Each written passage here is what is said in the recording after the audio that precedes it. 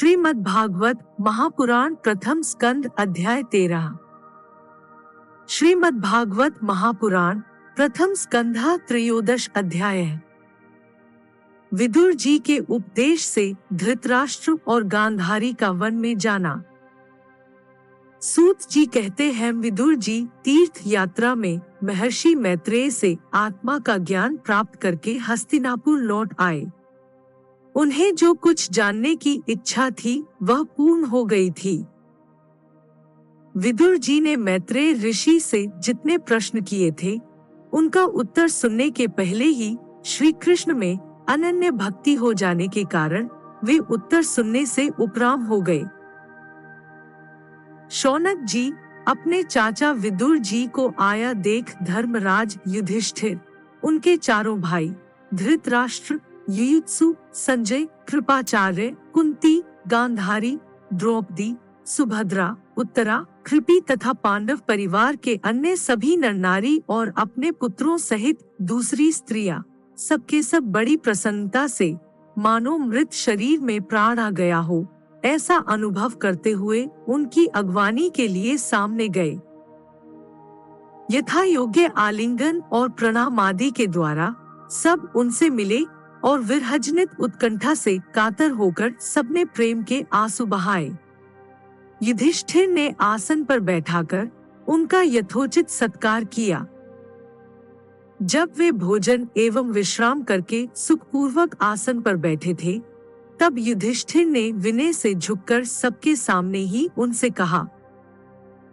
युधिष्ठिर ने कहा, चाचा जी, जैसे पक्षी अपने अंडों को पंखों की छाया के नीचे रखकर उन्हें सेते और बढ़ाते हैं, वैसे ही आपने अत्यंत वात्सल्य से अपने करकमलों की छत्र छाया में हम लोगों को पाला पोसा है।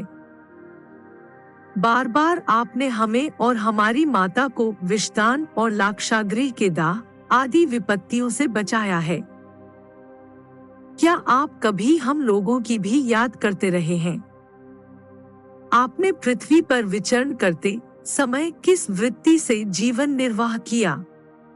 आपने पृथ्वी तल पर किन किन तीर्थों और मुख्य क्षेत्रों का सेवन किया? प्रभु, आप जैसे भगवान के प्यारे भक्त स्वयं ही तीर्थ स्वरूप होते हैं। आप लोग अपने हृदय में विराजमान भगवान के द्वारा तीर्थों को भी महातीर्थ बनाते हुए विचरण करते हैं। चाचा जी, आप तीर्थ यात्रा करते हुए द्वारका भी अवश्य ही गए होंगे। वहां हमारे सुहृद एवं भाई बंधु यादव लोग, जिनके एकमात्र आराध्य देव श्री कृष्ण हैं, अपनी नगरी में सुख से तो है न? आपने यदि जाकर देखा नहीं होगा तो सुना तो अवश्य ही होगा। युधिष्ठिर के इस प्रकार पूछने पर विदुर जी ने तीर्थों और यदुवंशियों के संबंध में जो कुछ देखा, सुना और अनुभव किया था सब क्रम से बतला दिया। केवल यदुवंश के विनाश की बात नहीं कही। करुण हृदय विदुर जी पांडवों को दुअर्थी नहीं देख सकते थे, इसलिए उन्होंने यह अप्रिय एवं असह्य घटना पांडवों को नहीं सुनाई, क्योंकि वह तो स्वयं ही प्रकट होने वाली थी। पांडव विदुर जी का देवता के समान सेवा सत्कार करते थे। वे कुछ दिनों तक अपने बड़े भाई धृतराष्ट्र की कल्याण कामना से सब लोगों को प्रसन्न करते हुए सुखपूर्वक हस्तिनापुर में ही रहे। विदुर जी तो साक्षात धर्मराज थे। मांडव्य ऋषि के शाप से ये 100 वर्ष के लिए शूद्र बन गए थे। इतने दिनों तक यमराज के पद पर अरेमा थे और वही पापियों को उचित दंड देते थे। राज्य प्राप्त हो जाने पर अपने लोकपालों सरीखे भाइयों के साथ राजा युधिष्ठिर वंशधर परीक्षित को देखकर अपनी अतुल संपत्ति से आनंदित रहने लगे। इस प्रकार पांडव गृहस्थ के कामधंधों में रम गए और उन्हीं के पीछे एक प्रकार से यह बात भूल गए कि अनजान में ही हमारा जीवन मृत्यु की ओर जा रहा है। अब देखते देखते उनके सामने वह समय आ पहुंचा जिसे कोई टाल नहीं सकता। परंतु विदुर जी ने काल की गति जानकर अपने बड़े भाई धृतराष्ट्र से कहा, महाराज देखिए, अब बड़ा भयंकर समय आ गया है, झटपट यहाँ से निकल चलिए। हम सब लोगों के सिर पर वह सर्वसमर्थ काल मंडराने लगा है, जिसके टालने का कहीं भी कोई उपाय नहीं है। काल के वशीभूत होकर जीव का अपने प्रियतम प्राणों से भी बात की बात में वियोग हो जाता है, फिर धन जन आदि दूसरी वस्तुओं की तो बात ही क्या है।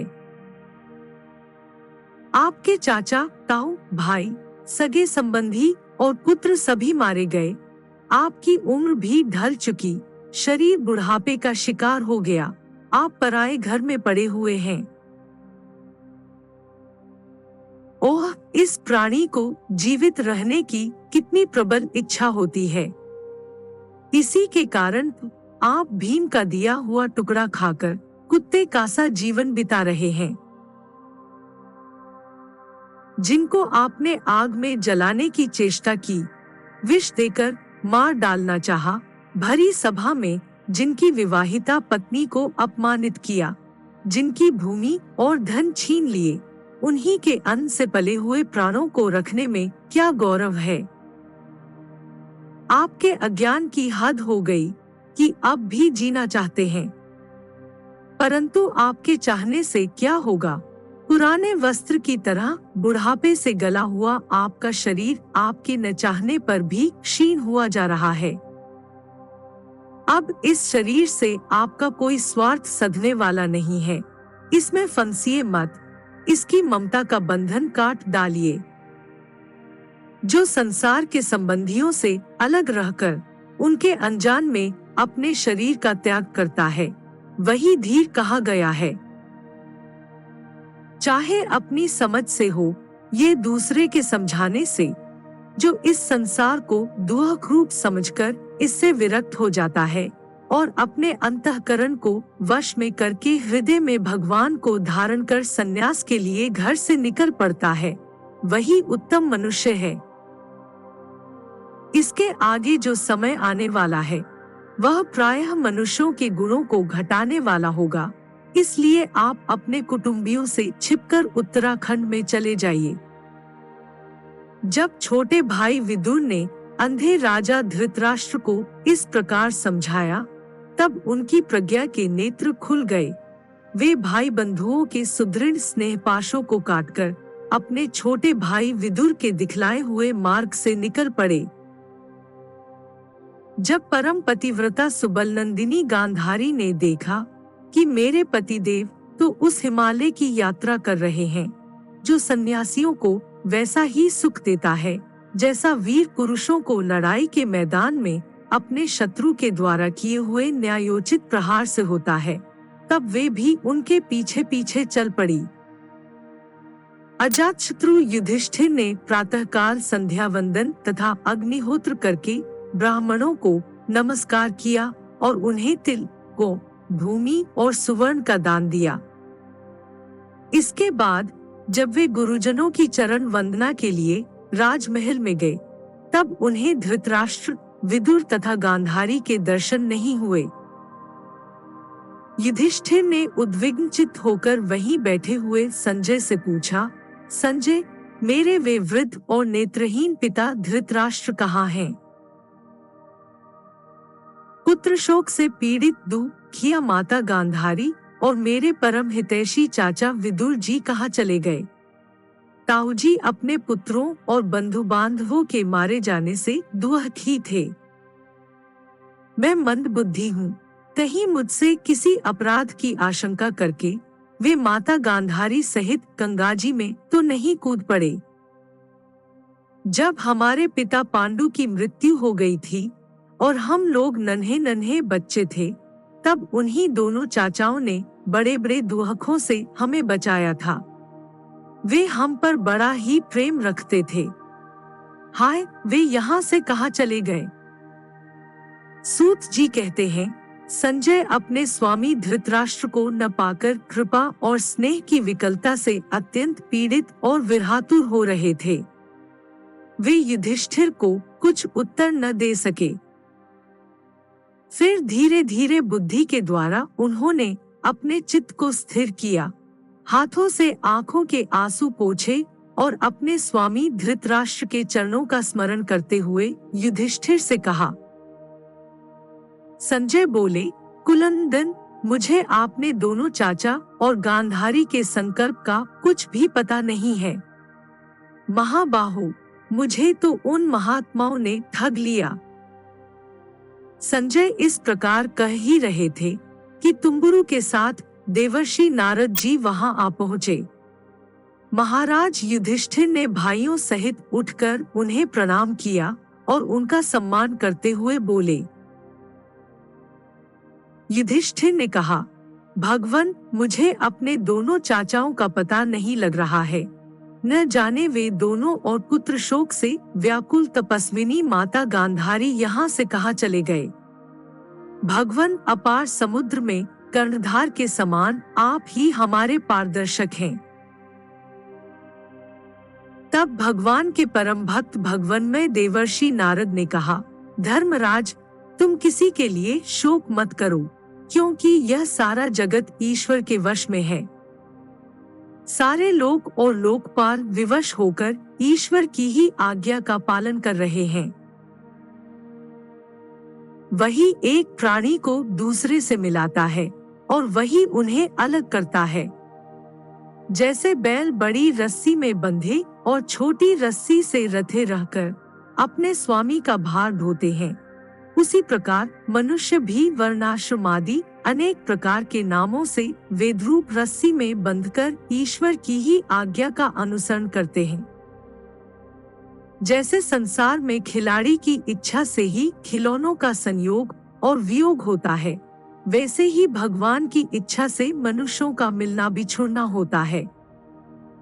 तुम लोगों को जीव रूप से नित्य मानो या देह रूप से अनित्य अथवा जड़ रूप से अनित्य और चेतन रूप से नित्य अथवा शुद्ध ब्रह्म रूप में नित्य नित्य कुछ भी न मानो। किसी भी अवस्था में मोहजन्य आसक्ति के अतिरिक्त वे शोक करने योग्य नहीं है। इसलिए धर्मराज, वे दीन दुखी चाचा चाची असहाय अवस्था में मेरे बिना कैसे रहेंगे। इस अज्ञानजन्य मन की विकलता को छोड़ दो। यह 5 भौतिक शरीर काल, कर्म और गुणों के वश में है। अजगर के मुंह में पड़े हुए पुरुष के समान यह पराधीन शरीर दूसरों की रक्षा ही क्या कर सकता है। हाथ वालों के बिना हाथ वाले, 4 पैर वाले पशुओं के बिना पैर वाले, तृणादि और उनमें भी बड़े जीवों के छोटे जीव आहार हैं। इस प्रकार एक जीव दूसरे जीव के जीवन का कारण हो रहा है। इन समस्त रूपों में जीवों के बाहर और भीतर वही एक स्वयं प्रकाश भगवान, जो संपूर्ण आत्माओं के आत्मा हैं, माया के द्वारा अनेकों प्रकार से प्रकट हो रहे हैं। तुम केवल उन्हीं को देखो।